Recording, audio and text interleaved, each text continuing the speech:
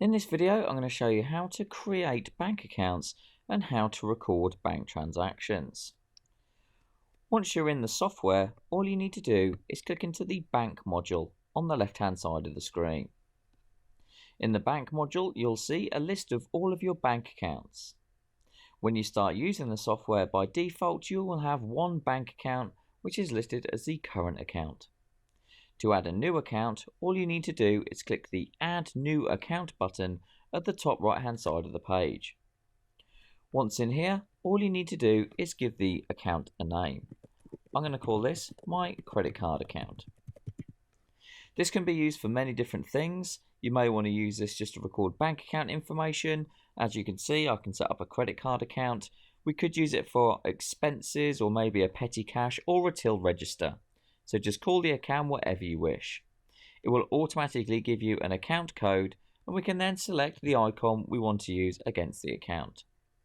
The other main thing to key in here is the reconciliation date. It will default to the date that we've set up the bank account. All this means is when you do a bank reconciliation, it will include all of the transactions on or after this date. That means if we want to enter last month's bank statement information, we need to make sure we enter the correct date. I'm going to import some information from the start of the year, so I have to make sure that my start date is the 1st of January 2017. Once I'm happy with all of that information, all I do is hit the Save button at the right hand side of the screen.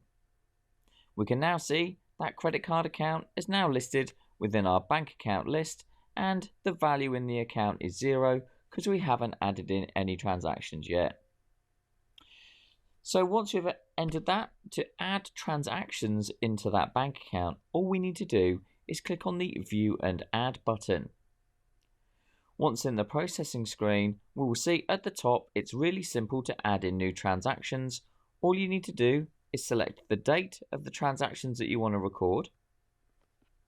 You can then select the code that needs to be assigned to. So you've got a list, you can either scroll down within the list, or if you know where you want to post it to, just start typing and it will come up with the code. We can then put a description in here, how much it was. This value includes VAT, so this is money going out because this is the hotel that I stayed in. If it was money coming in, if you're recording income or sales or anything else, you just type it in the in column here. We can then select the VAT rate, so it's 20%. It will calculate the VAT, and then all we do is hit the plus icon on the right hand side of the screen.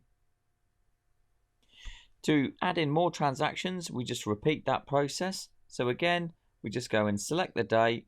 I'm just going to record some money coming in, so it's some bank interest that we've received, and then put in a comment.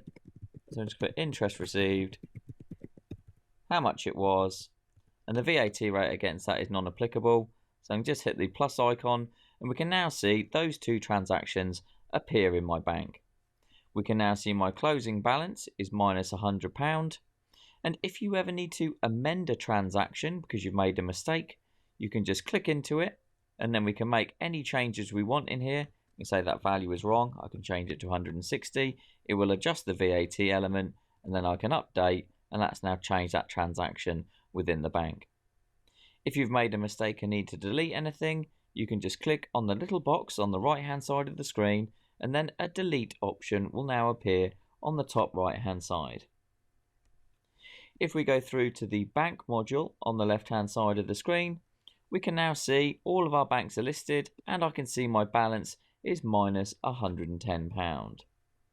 Very, very easy to just go and add in those transactions when needed.